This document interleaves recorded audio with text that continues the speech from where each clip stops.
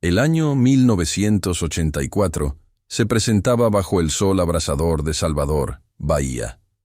Un calor denso envolvía la ciudad, y la brisa marina apenas conseguía aliviar el sofoco.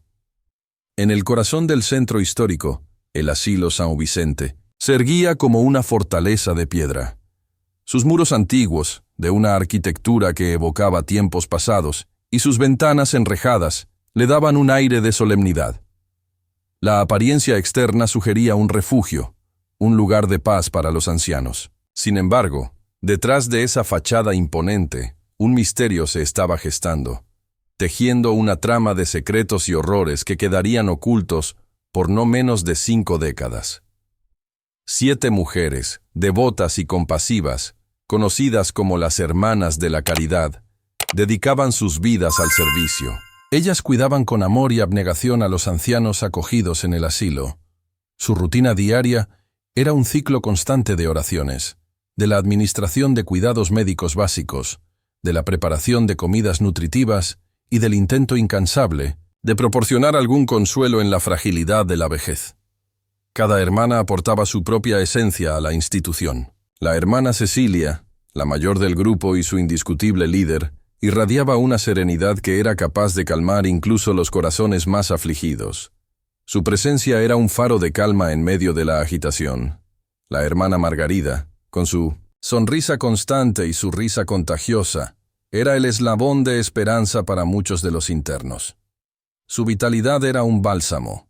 La hermana Elena, con su voz suave y melódica, tenía el don de contar historias que transportaban a los ancianos a tiempos más felices, a recuerdos lejanos y queridos. Junto a ellas, las hermanas Teresa, Clara, Antonia y Lucia formaban un núcleo inquebrantable de compasión, servicio y devoción.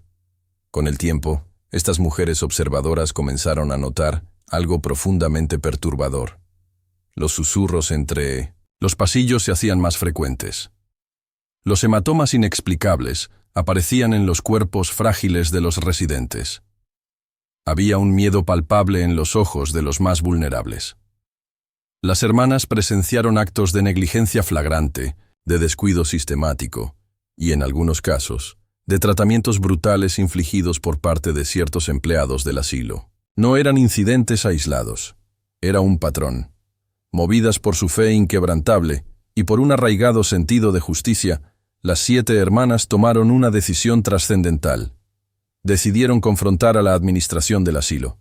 Reunieron pruebas, discretamente, anotaciones en cuadernos zurrados que escondían bajo sus hábitos. Recopilaron relatos detallados de los propios ancianos que, a pesar de su fragilidad, lograban comunicarse con ellas. Cada nota era una pieza de un rompecabezas oscuro. Fue una tarde tensa de un marzo abrumador. Después de una reunión acalorada con el director del asilo, el doctor Francisco Veloso, las 7 hermanas desaparecieron sin dejar rastro. Los ancianos más lúcidos, aquellos que aún conservaban su memoria, preguntaban por ellas, sintiendo un vacío súbito e inexplicable en sus vidas. Los empleados, con miradas evasivas y nerviosas, ofrecían explicaciones confusas. Se dijo que habían sido transferidas repentinamente a otra institución religiosa. Se habló de un viaje urgente para cuidar a un pariente enfermo en una ciudad lejana. La verdad, sin embargo, era que nadie sabía con certeza qué había ocurrido. La policía civil fue activada. Realizó una investigación superficial que no duró mucho. No encontraron pistas concretas. El caso fue archivado como desaparición no resuelta. El misterio planeaba sobre el asilo São Vicente como una sombra densa, alimentando rumores y especulaciones entre los residentes de la región. Las familias de los ancianos cuestionaban, exigiendo respuestas, pero solo recibían evasivas, promesas vacías y la certeza de que nadie sabía. El tiempo, implacable como siempre, comenzó a apagar la memoria de las 7 hermanas en la mente de muchos. El asilo continuó funcionando, pero la alegría, la calidez y la ligereza que las monjas traían fueron reemplazadas por un silencio opresivo y una atmósfera cargada de secretos inconfesables. El aire mismo parecía pesado con la carga de lo que se había perdido. Décadas pasaron, una tras otra, arrastrando consigo los recuerdos de las Hermanas de la Caridad. Para la mayoría de los soteropolitanos, su historia se había desvanecido en la niebla del tiempo, convirtiéndose en una leyenda olvidada. Sin embargo, para algunos de los ancianos que aún vivían y que habían sido testigos de aquellos días sombríos, la ausencia de las monjas era una herida abierta, una cicatriz que nunca terminó de cerrar por completo. Ellos recordaban con vívido detalle los gestos amables, las canciones de cuna susurradas que arrullaban sus noches y la mirada de consuelo que les transmitía paz en medio del sufrimiento y la fragilidad de la vejez. Recordaban la bondad que había sido arrancada. Mientras tanto, por fuera, el asilo San Vicente mantenía la apariencia de una institución respetable, una fortaleza de caridad y cuidado. Pero por dentro, la corrupción y la crueldad habían echado raíces profundas, creciendo y proliferando bajo la gestión implacable del doctor Francisco Veloso. Veloso no era un simple director. Era un hombre ambicioso y carente de escrúpulos. Utilizaba el asilo como una fachada elaborada para ocultar actividades ilegales que le generaban una fortuna. Bajo el manto de una falsa filantropía, él orquestaba un complejo esquema de desvío de fondos públicos. Negligenciaba sistemáticamente los cuidados básicos de los ancianos para reducir costos al mínimo posible, maximizando así sus ganancias. Lo más grave de todo era que explotaba la vulnerabilidad de los internos para su enriquecimiento personal, considerándolos meras herramientas en su juego de avaricia. Recibía sobornos de proveedores de medicamentos que eran vendidos con sobreprecio, desviaba donaciones generosas que nunca llegaban a su destino, e incluso vendía propiedades del asilo en secreto, sin que nadie se enterara. La denuncia de las monjas representaba una amenaza directa e inminente a sus negocios ilícitos. Él sabía que necesitaba silenciarlas permanentemente, erradicarlas de su camino para que su imperio de avaricia no se derrumbara. La verdad sombría sobre la desaparición de las hermanas estaba trancafiada en las profundidades más oscuras del asilo. El doctor Veloso, con la ayuda de algunos empleados cómplices que compartían su falta de moral o eran amedrentados por él, había aprisionado a las 7 monjas en un sector aislado del subsuelo. Era un ala de servicio antigua, abandonada y olvidada, perfecta en su desuso para esconder un secreto macabro. Las hermanas, al descubrir las irregularidades y los malos tratos, confrontaron a Veloso con pruebas irrefutables. Él, fingiendo sorpresa e indignación, las atrajo a una reunión en el subsuelo bajo el pretexto de discutir soluciones urgentes a sus supuestas preocupaciones. Una vez allí, fueron dominadas sin piedad y encerradas en las celdas improvisadas que Veloso había preparado. En los primeros días de su cautiverio, las hermanas mantuvieron una chispa de esperanza. Rezaban juntas, sus voces unidas en el silencio opresivo. Planeaban una fuga, susurraban ideas en la oscuridad. Se confortaban unas a otras, intentando mantener la moral en alto. Pero con el paso del tiempo, la cruel realidad de su situación se hizo evidente. La desesperación comenzó a colarse en sus corazones. Veloso las visitaba esporádicamente, disfrutando de su sufrimiento. Se burlaba de su fe, de su bondad, y reafirmaba su poder absoluto sobre ellas. Las privó de alimentos adecuados, de higiene básica y de cualquier contacto con el mundo exterior, aislándolas completamente. Algunas de las hermanas se enfermaron rápidamente debido a las condiciones insalubres del subsuelo. La hermana Teresa, que ya sufría de problemas respiratorios crónicos, fue la primera en sucumbir. Sufría de una neumonía grave, agravada por la humedad constante y el frío penetrante del subsuelo. La hermana Clara, a pesar de su avanzada edad, intentó liderar una rebelión, un último acto de desafío, pero fue brutalmente reprimida por los secuaces de Veloso, sufriendo heridas internas y externas que la llevaron a la muerte días después, en agonía. Las otras 5 hermanas presenciaron la muerte de sus compañeras con un dolor inimaginable y una desesperación creciente. La hermana Cecilia, la líder espiritual del grupo, nunca perdió su fe, pero la angustia de ver a sus hermanas sufrir y morir la consumía por dentro. carcomiendo su espíritu. La hermana Margarida, que antes era conocida por su alegría contagiosa, se marchitó en una profunda tristeza. La hermana Elena, cuyas historias habían traído consuelo a tantos, se silenció en una melancolía profunda e inquebrantable. Las hermanas Antonia y Lucia, las más jóvenes y llenas de vitalidad, intentaban mantener la esperanza encendida, pero la oscuridad del cautiverio parecía engullirlas lentamente, apagando su luz interior. El subsuelo del asilo San Vicente se convirtió en una tumba viviente para la fe, la bondad y la esperanza de aquellas 7 mujeres. Sus gritos de socorro, sus oraciones y sus lamentos nunca traspasaron las paredes de hormigón. El doctor Veloso, libre de la amenaza que representaban, continuó sus negocios ilícitos, construyendo una fortuna colosal sobre la miseria de los ancianos y el sacrificio de las monjas desaparecidas. Su imperio de crueldad florecía en la oscuridad, alimentado por el secreto y la impunidad. 50 años habían pasado desde aquel fatídico desaparecimiento. El asilo San Vicente había cambiado de administración varias veces a lo largo de esas décadas, intentando quizás, en cada cambio, borrar las manchas de su pasado. Pero la historia de las 7 hermanas había quedado flotando en el aire, una leyenda distante, casi olvidada por la mayoría de los habitantes de Salvador. Era un eco, un susurro que solo los más viejos y los más sensibles aún percibían. En 2034, el asilo, ahora bajo una nueva dirección, pasó por una gran reforma.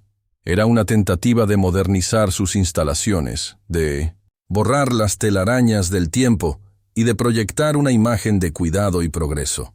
La antigua ala de servicio en el subsuelo, que había estado clausurada durante décadas debido a problemas estructurales y a un ambiente insalubre, fue incluida en el ambicioso proyecto de renovación. Fue en este contexto de polvo, ruido de construcción y esperanza de un nuevo comienzo que la verdad, enterrada por tanto tiempo bajo capas de concreto y olvido, comenzó a emerger lentamente. Lucas Moraes era un joven historiador aficionado, siempre intrigado por los misterios de Salvador. Pero su conexión con este caso era mucho más profunda. Era el nieto de doña Aurora, una de las ancianas que residían en el asilo San Vicente en la época del desaparecimiento de las monjas. Doña Aurora nunca se conformó con la historia oficial del suceso. Ella recordaba con una claridad asombrosa la bondad de las hermanas, su dedicación. Desconfiaba profundamente de las explicaciones de la dirección del asilo, sintiendo en su corazón que algo terrible había ocurrido. Antes de fallecer, doña Aurora, con un último aliento de fuerza, le dejó a Lucas una caja de madera antigua, de aspecto modesto y desgastado por el tiempo. Le pidió, con una voz apenas audible, que la abriera cuando sintiera que era el momento adecuado, cuando su intuición lo guiara. Lucas guardó la caja por años, un objeto de afecto y misterio, sin imaginar el secreto chocante y el peso de la responsabilidad que ella contenía. Después de la muerte de su abuela, una tristeza profunda lo invadió, pero también un deseo de conectar con su legado. Lucas decidió visitar el asilo San Vicente. Caminó por los pasillos que su abuela había recorrido, sintiendo la historia en cada piedra. Conversó con algunos de los ancianos más antiguos que aún vivían allí, aquellos cuyas memorias eran largas y a veces dolorosas. Intentó recabar información sobre el pasado turbio de la institución. Fue entonces cuando escuchó algunos susurros, vagas menciones sobre el desaparecimiento de las monjas en 1984, un tema que era evitado por la mayoría. Intrigado, y con su instinto de historiador activado, Lucas recordó la caja dejada por su abuela. Al abrirla, sus manos temblaron ligeramente.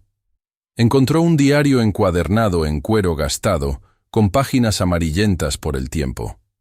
Junto al diario, algunas cartas antiguas, delicadamente dobladas. El diario era de su abuela, doña Aurora. En sus páginas frágiles, con una caligrafía que Lucas reconocía de su infancia, ella relataba sus conversaciones con las hermanas de la Caridad. Anotaba las preocupaciones de ellas, con los malos tratos a los ancianos y la creciente corrupción en el asilo. Había anotaciones detalladas sobre la reunión tensa con el doctor Veloso, y en la última página, garabateada con una letra trémula y casi ilegible, una frase perturbadora que heló la sangre de Lucas. Ellas fueron llevadas abajo, al olvido. Las cartas eran aún más reveladoras, y su contenido era devastador. Eran copias de correspondencia que las hermanas, con una desesperación creciente, intentaron enviar al obispado y a las autoridades locales, denunciando los crímenes atroces del doctor Veloso. Las cartas, sin embargo, nunca llegaron a sus destinos. Lucas percibió la inmensa gravedad del descubrimiento. Su abuela no solo sabía que algo terrible había sucedido, sino que también había intentado alertar a las autoridades, sin éxito, enfrentando un muro de silencio. El peso de aquel secreto guardado por tanto tiempo, la verdad negada a las familias, cayó sobre sus hombros como una carga física. Él sintió una profunda indignación, una rabia justa y la inquebrantable necesidad de llevar la verdad a la luz, sin importar el costo. Paralelamente, y casi milagrosamente, durante las obras de reforma del asilo, los obreros se toparon con algo inesperado. Detrás de una pared falsa, en una sección olvidada del subsuelo, encontraron una puerta trancada, oculta a la vista. Curiosos y ajenos a la historia del lugar, forzaron la entrada. Lo que encontraron fue un sector abandonado, oscuro y húmedo, con celdas rudimentarias y señales inequívocas de ocupación humana. Había objetos antiguos, ropa desgastada por el tiempo y la miseria, y algunas pertenencias religiosas femeninas, esparcidas como reliquias de una tragedia. El ingeniero responsable de la obra, alarmado por el macabro hallazgo, comunicó el descubrimiento a la nueva administración del asilo, que con seriedad accionó inmediatamente a la policía. Lucas, al saber la noticia a través de los medios locales, sintió un escalofrío recorrer su espalda. Él sabía, con una certeza que le helaba el alma, que esa era la clave para desentrañar el misterio que había asolado la memoria de su abuela y de toda una ciudad. Decidió que era el momento. Entregó el diario y las cartas a las autoridades, con la esperanza, ahora más fuerte que nunca, de que la verdad, finalmente, saliera a la luz. La policía, actuando con una seriedad que el caso exigía, inició una investigación minuciosa en el subsuelo del asilo São Vicente. Los peritos, con sus herramientas forenses y su ojo entrenado, encontraron evidencia irrefutable de que el lugar había sido habitado por personas durante un período extremadamente largo. Había marcas profundas en el suelo donde se habían improvisado camas rudimentarias. Se hallaron utensilios de higiene precarios, oxidados y desgastados por el uso constante. Se encontraron vestigios de alimentos deteriorados, restos de lo que alguna vez fueron raciones insuficientes. El aire mismo estaba pesado, cargado con el olor a humedad, moho y el eco de la desesperación. En una de las celdas, los investigadores descubrieron objetos personales que, por su naturaleza, resultaban conmovedores. Fueron posteriormente identificados como pertenecientes a las Hermanas de la Caridad. Entre ellos, un crucifijo de madera, gastado por innumerables rezos, un rosario con cuentas rotas por el uso y la tensión, y un pequeño libro de oraciones con anotaciones manuscritas, plegarias escritas con una caligrafía femenina, ahora apenas legibles.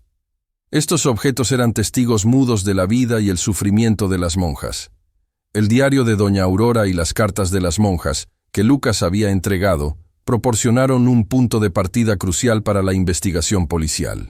La letra temblorosa de la última anotación de la abuela de Lucas resonaba en los corredores fríos y húmedos del subsuelo, cargada de un presagio sombrío, casi una maldición.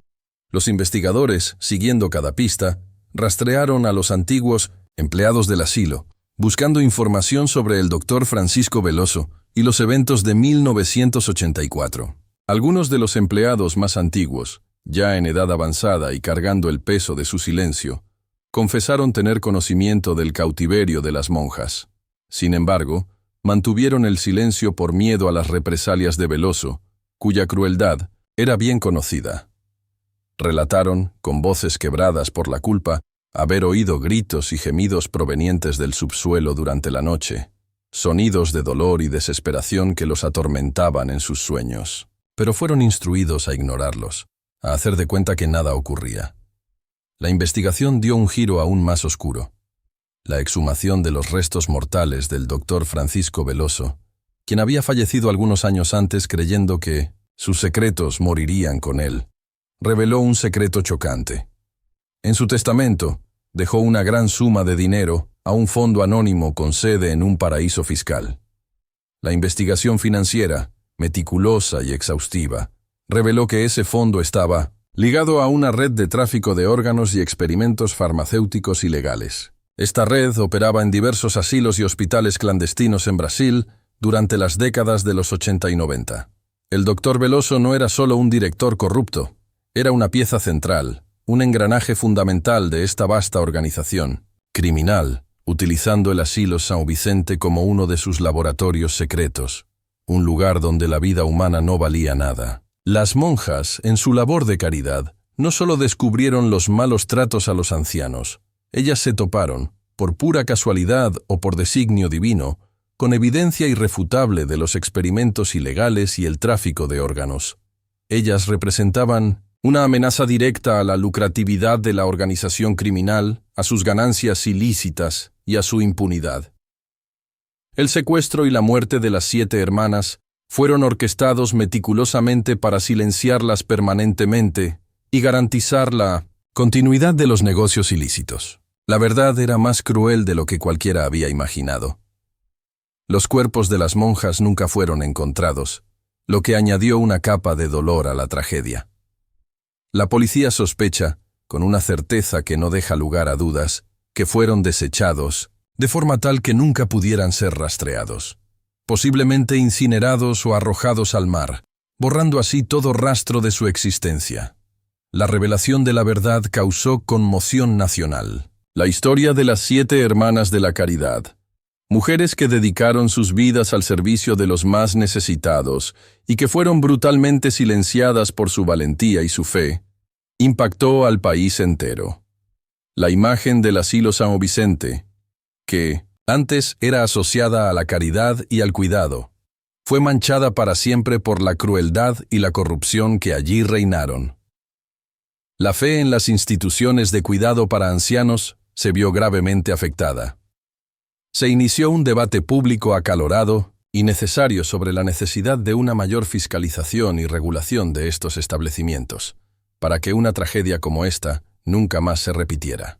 Lucas Moraes, el joven historiador que desenterró el secreto, se convirtió en una figura pública, un símbolo de la búsqueda inquebrantable de la verdad y de la lucha contra la impunidad. Recibió homenajes y reconocimiento por su determinación en llevar la investigación adelante, por su coraje. Para él, el descubrimiento del diario de su abuela y la revelación del destino de las monjas representaban una mezcla agridulce de dolor y justicia tardía. La memoria de doña Aurora y la valentía de las hermanas de la caridad serían finalmente honradas, sus nombres grabados en la historia, no en el olvido. Los fragmentos de la justicia y el legado de la valentía, tras la difusión explosiva de los resultados de la investigación, el sistema judicial brasileño se puso en marcha con una velocidad inusual. Diversos procesos judiciales fueron abiertos, uno tras otro, contra los numerosos miembros de la vasta red criminal liderada por el doctor Francisco Veloso. La evidencia era contundente. Algunos de los antiguos empleados del asilo São Vicente, que finalmente colaboraron con las autoridades, recibieron protección especial. Su testimonio fue vital. La justicia federal imputó a decenas de personas.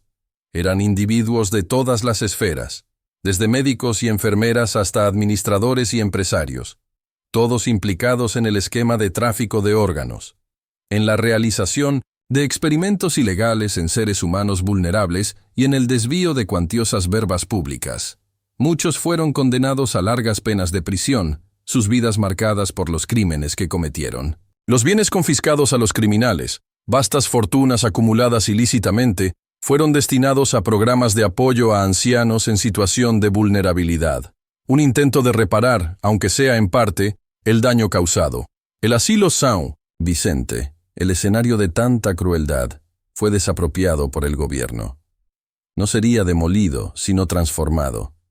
Se convirtió en un memorial conmovedor, un lugar de recuerdo en homenaje a las 7 hermanas de la caridad y a los ancianos que fueron víctimas de malos tratos y explotación. El subsuelo, ese lugar oscuro y claustrofóbico donde las monjas fueron mantenidas en cautiverio, fue preservado tal como se encontró. Era un recordatorio sombrío y tangible de los horrores inenarrables que allí ocurrieron.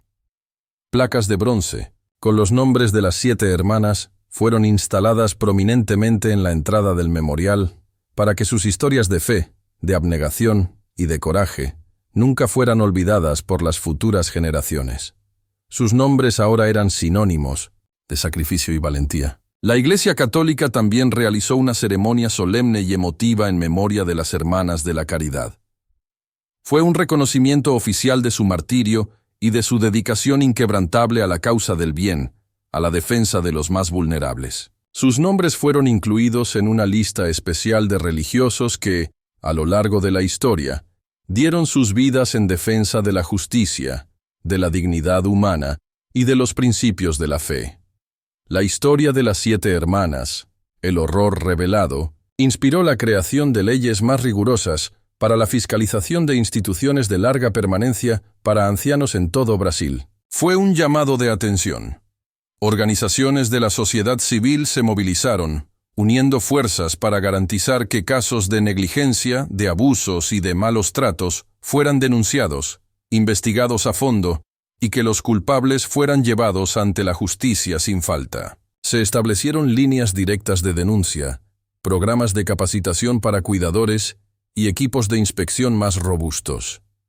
Lucas Moraes continuó su búsqueda de justicia, una misión que se había convertido en el propósito de su vida. Acompañó de cerca los desdobramientos de los procesos judiciales, testificando cuando era necesario y trabajando en estrecha colaboración con instituciones de defensa de los derechos de los ancianos. Él sentía que su misión era honrar la memoria de su abuela, doña Aurora, y la de las 7 hermanas, garantizando que sus historias sirvieran de alerta constante para las futuras generaciones. Un recordatorio de que la vigilancia es eterna. La verdad, que permaneció oculta por 50 años en las profundidades silenciosas del asilo São Vicente, finalmente salió a la luz.